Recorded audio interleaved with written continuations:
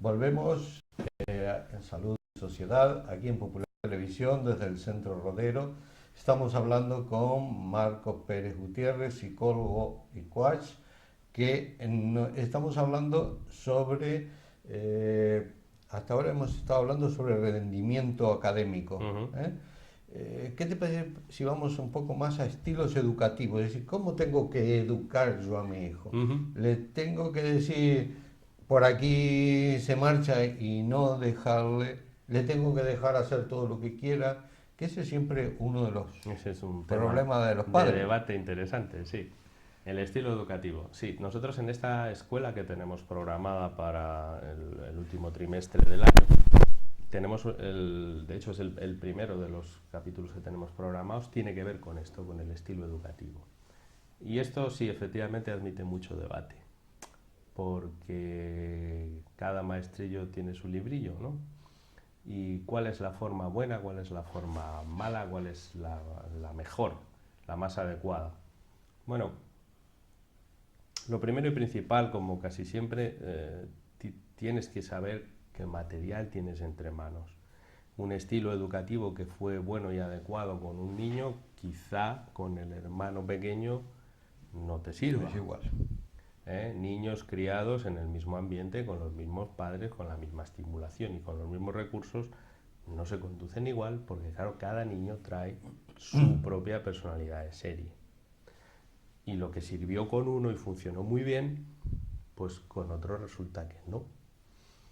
Y claro, eso genera bastante frustración en los padres, sobre todo cuando se da en este orden. El primero de los hijos ha funcionado bien, no ha dado grandes problemas, ni de conducta, de comportamiento, y aparece el pequeño y se desbarata todo. No duerme, no come, protesta, molesta al mayor, o sea, el que tenías encauzado empieza a torcerse porque viene con el pequeño, bueno, y dices tú, en buena hora se me ocurrió a mí, con lo bien que yo llevaba esto. Vale, esto pasa frecuentemente. A veces pasa la inversa, que requiere un acto de fe y de valor superior, ¿no? Has tenido uno que ya te está dando mucha guerra y dices, vamos a por otro, y resulta que este segundo sí, este se conduce bien. Entonces dices, ¿qué está pasando? Si estoy haciendo lo mismo con uno que hice con otro. ¿Eso porque quieres más a uno que a otro? Bueno, no digo yo que no pase a veces pasará.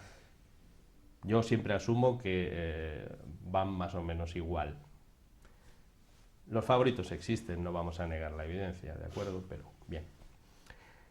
Lo que sí que es verdad es que, como decía, no todos los niños tienen la misma personalidad, el mismo estilo, ni se desarrollan al mismo ritmo, ni admiten las normas igual, ni son igual de receptivos a determinadas pautas. Entonces hay que adaptarse al niño que tienes O delante. sea, que el que se tiene que adaptar es el padre y no el hijo. Hay que tratar de encontrar el término justo.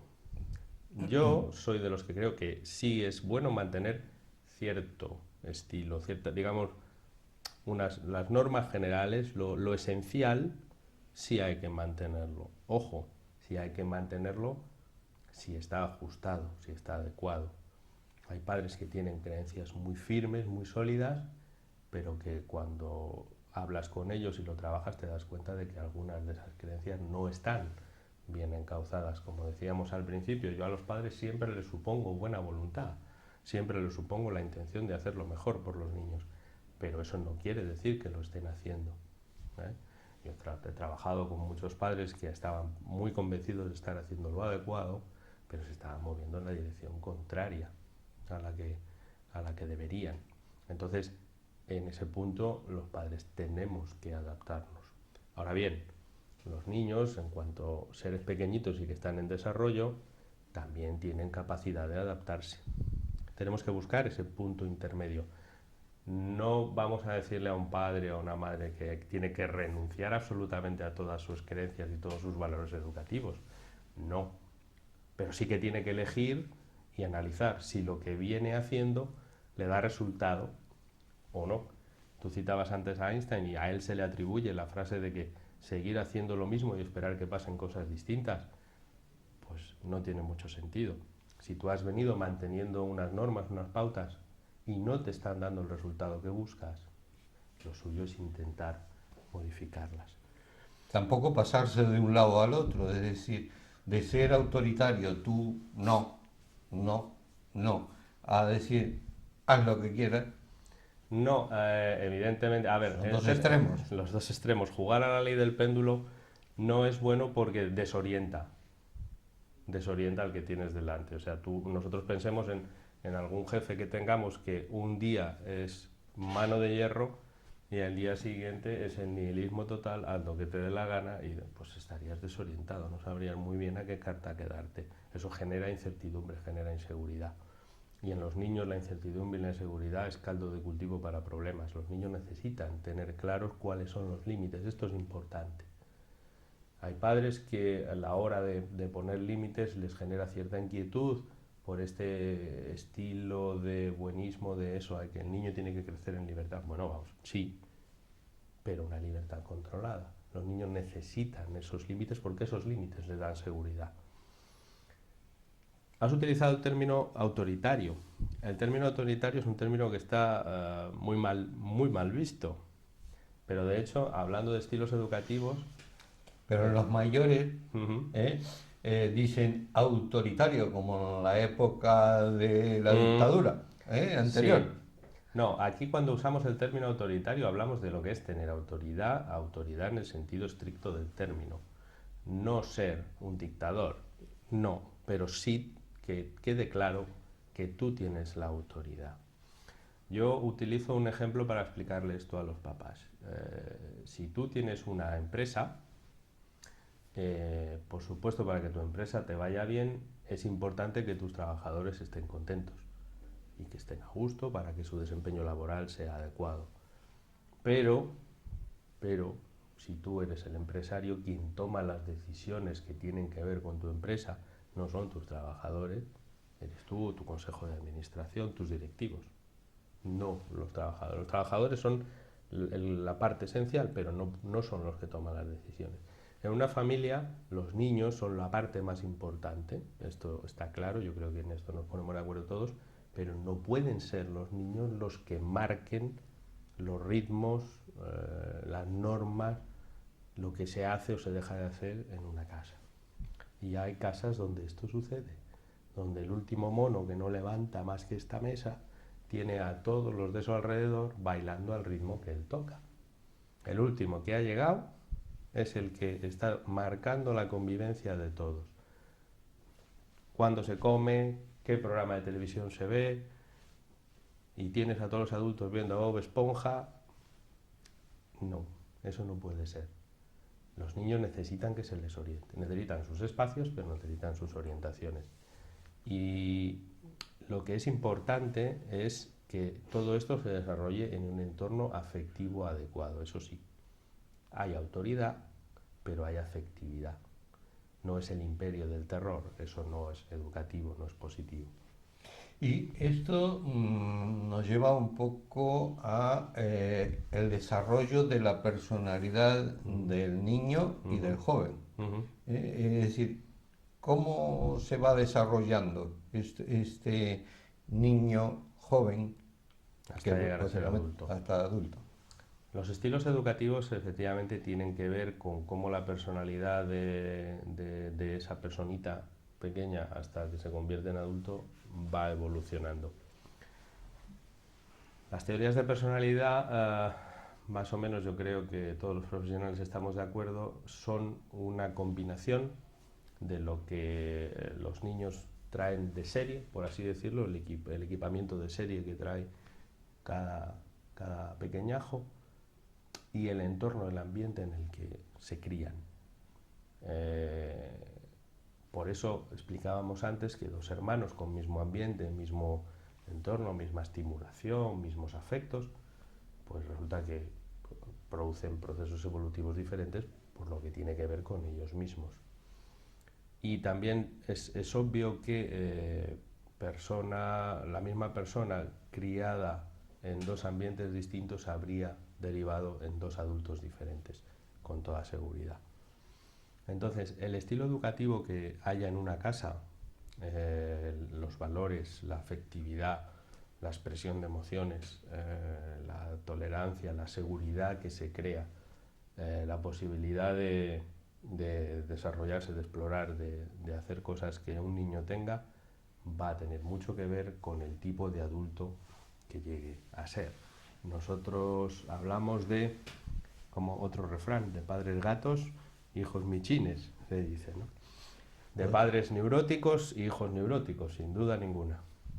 Pero esto va creando una personalidad Sí. para llegar adulto con un determinado tipo de personalidad. Y ahí habrá un concepto que cuando yo llegue adulto tengo que tener mi propia autoestima, no la de mi padre, no la de mi hermano. Es correcto.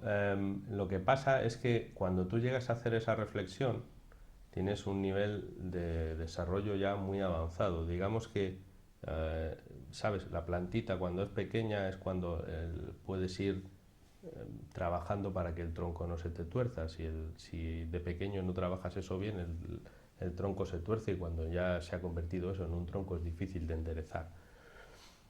Es verdad que, como te decía, hay la mezcla de los dos factores, personalidad y ambiente, es la que va a generar el adulto. Pero es verdad también esto que tú dices, se trata de crear individuos, cada uno tiene que tener sus propios valores.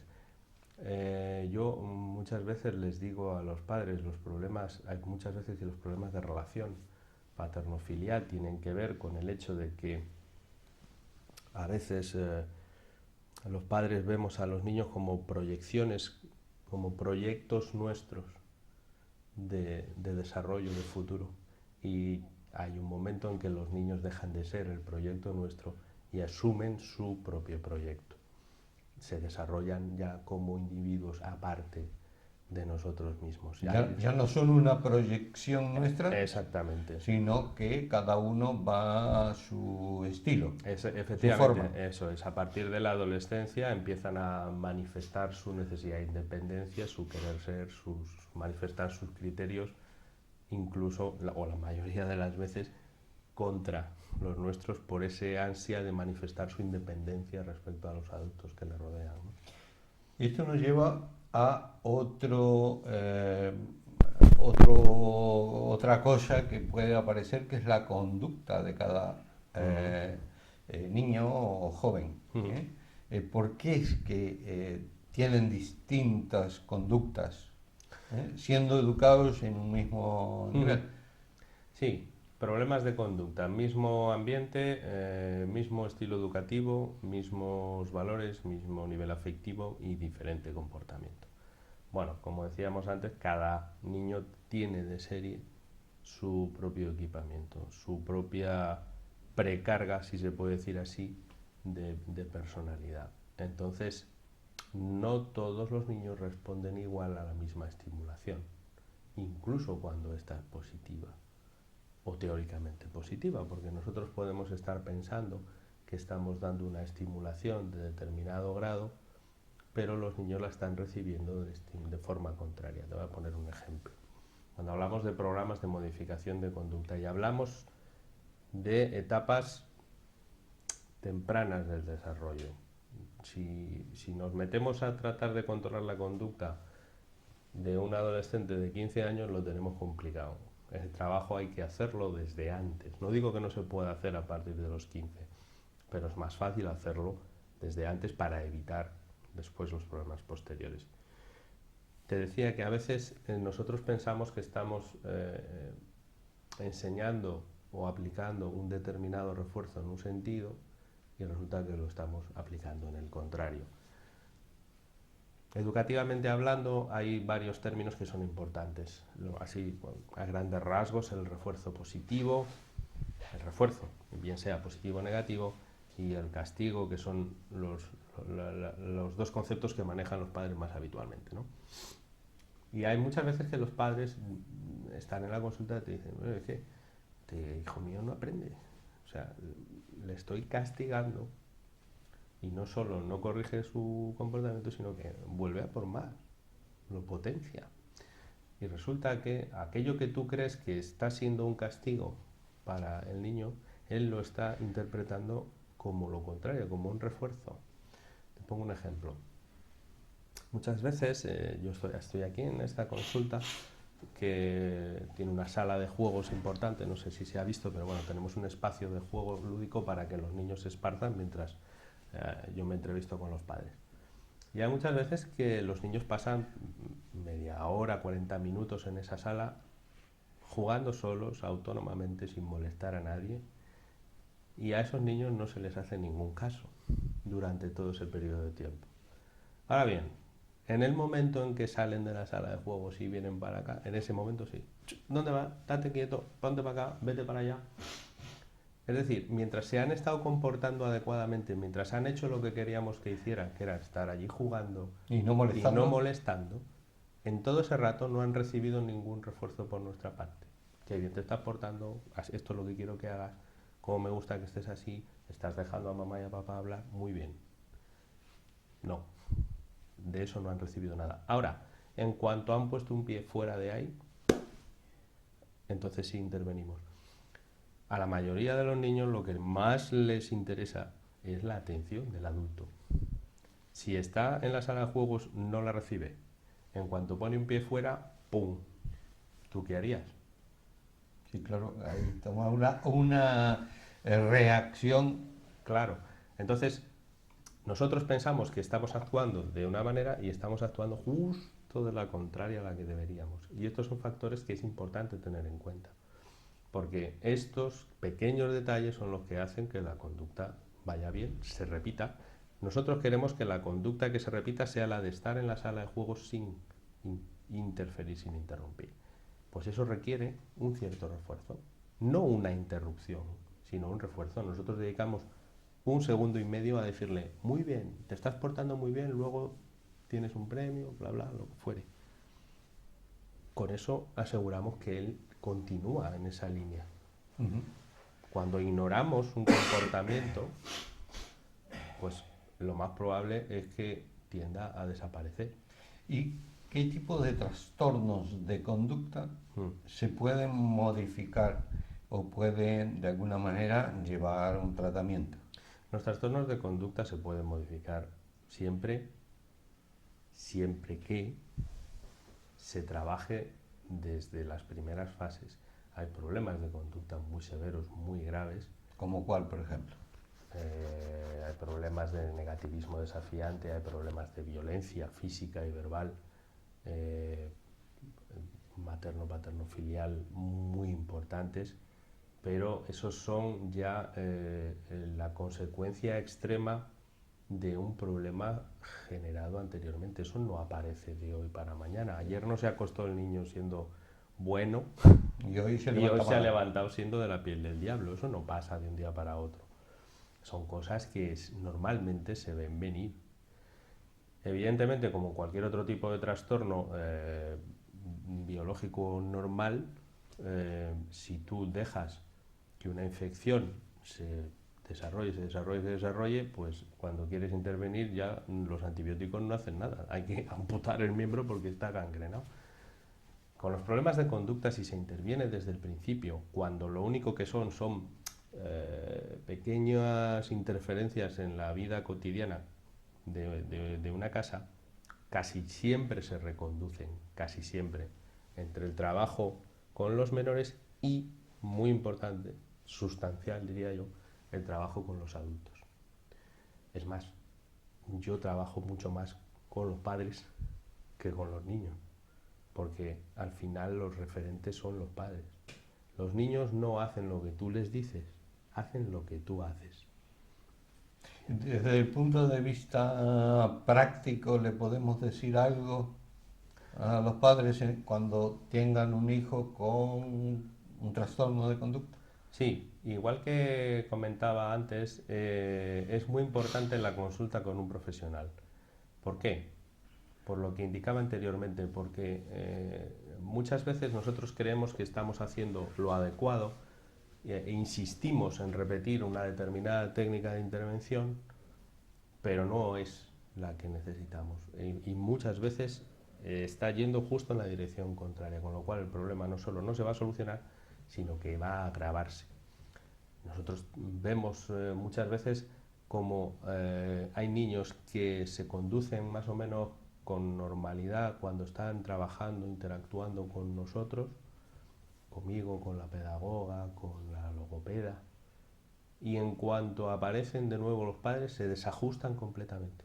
O sea, un niño que ha estado 40-45 minutos trabajando de manera activa y sin contradecir, aparecen los papás cuando termina la sesión o entran unos minutos antes porque quieren hablar con nosotros o tal, y aquello se da la vuelta. Y el niño... Cambia el niño cuando está contigo que cuando aparecen los padres, delante de los padres. Delante de los padres, absolutamente. ¿Por qué? Porque el tipo de refuerzo de estimulación que recibe de nuestra parte no es ni parecido al estilo de relación que tiene desarrollada con los padres. Con nosotros marcamos muy bien el entorno, los límites, las pautas.